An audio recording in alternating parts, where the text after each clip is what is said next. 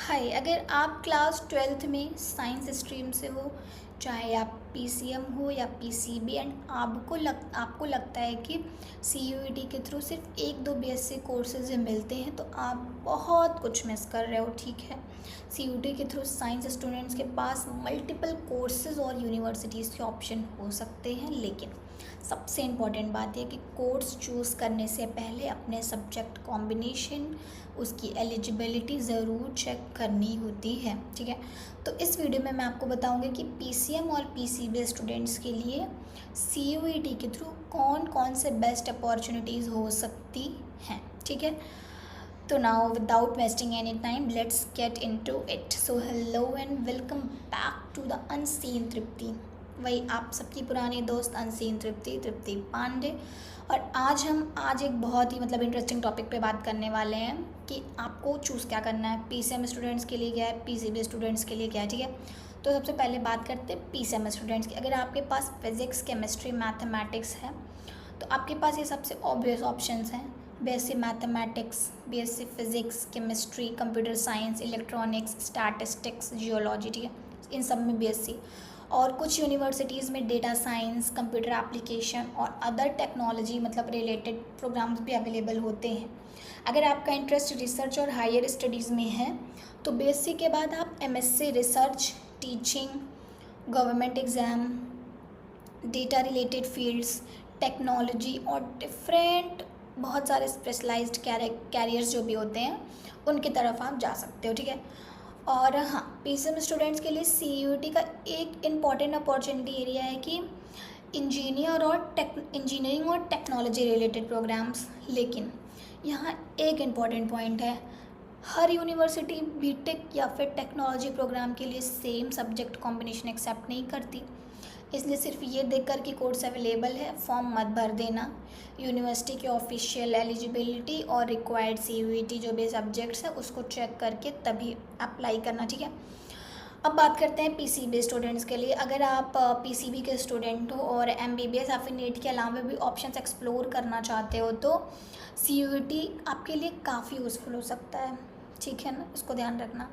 आप क्या एक्सप्लोर कर सकते हो इसमें, हो गया बीएससी लाइफ साइंस हो गया, और बीएससी बॉटनी हो गया, बीएससी जूलॉजी हो गया, बीएससी माइक्रोबायोलॉजी, बीएससी बायोकेमिस्ट्री और BSc biomedical science, BSc anthropology, BSc environment science, food and nutrition या फिर फूड टेक्नोलॉजी जैसे कोर्सेज है ना। और एग्रीकल्चर और एलिड साइंस रिलेटेड प्रोग्राम्स यूनिवर्सिटीज़ में अवेलेबल होते हो तो आप उसको भी अपना एक्सप्लोर कर सकते हो। ठीक है, और अगर आपको human body, laboratory work, health care के फील्ड में इंटरेस्ट है तो आप बायोमेडिकल साइंस हो गया, बायोकेमिस्ट्री हो गया, माइक्रोबायोलॉजी हो गया, इन सारे कोर्सेज को आप एक्सप्लोर कर सकते हो। ठीक है, अगर आपको प्लांट और एनिमल्स में इंटरेस्ट है तो बॉटनी, जूलॉजी, लाइफ साइंस आपके लिए रेलिवेंट ऑप्शन हो जाएगा।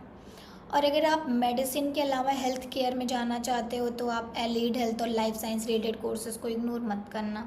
ठीक, अब एक इम्पॉर्टेंट बात, साइंस स्टूडेंट्स को सिर्फ अपने स्ट्रीम के नाम से कोर्स चूज़ नहीं करना चाहिए। ठीक है, आपको मैं 3 चीज़ें बताती हूँ, आपको ये 3 चीज़ें चेक करनी, उसके बाद ही आपको कोर्स चूज़ करना। ठीक है, पहला, आपकी सीयूईटी सब्जेक्ट कॉम्बिनेशन क्या है। दूसरा, यूनिवर्सिटी की एग्जैक्ट एलिजिबिलिटी क्राइटेरिया क्या है, इसको भी। और नंबर 3 पे आपका हो गया कोर्स के बाद आपको किस फील्ड में करियर बनाना है, ये तो बहुत इंपॉर्टेंट है। ठीक है, और फॉर एग्ज़ाम्पल अगर आपको रिसर्च पसंद है तो बेसिक साइंस कोर्सेज आपके लिए बहुत यूज़फुल हो सकते हैं। टेक्नोलॉजी में अगर इंटरेस्ट है तो कंप्यूटर साइंस, डेटा साइंस, ये सारे आप प्रोग्राम्स एक्सप्लोर करो। और बायोलॉजी और हेल्थ केयर पसंद है तो microbiology, biomedical science, life science, biochemistry, ये सारी चीज़ें एक्सप्लोर करो। ठीक है, और हाँ, सीयूटी का एक सबसे बड़ा एडवांटेज ये है कि आप एक कॉमन इंटरेस्ट टेस्ट के स्कोर के थ्रू मल्टीपल पार्टिसिपेटिंग यूनिवर्सिटीज़ के अपॉर्चुनिटीज़ को एक्सप्लोर कर सकते हो। बात समझ में आई मैं क्या बोल रही हूँ। पेपर एक दोगे, सब्जेक्ट तुम्हारा वही रहेगा, एक दिन जो भी अलग अलग दिन होता है पेपर आप देने जाओगे, बट एक पॉइंट ये है कि आप बहुत जितनी भी सेंट्रल यूनिवर्सिटीज़ हैं सब में एक्सप्लोर कर सकते हो यार।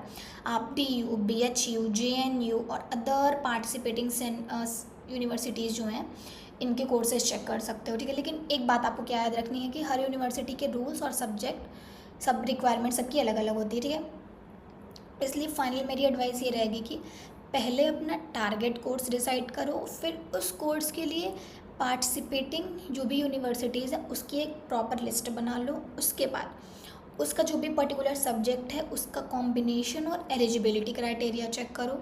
ठीक, ये सारी चीज़ें आपको ध्यान रखनी है। और अगर आप CUET के थ्रू साइंस स्टूडेंट्स के लिए best courses, top universities, eligibility और कैरियर ऑप्शंस की डिटेल्ड इन्फॉर्मेशन चाहते हो तो चैनल को फटाफट से सब्सक्राइब कर लो।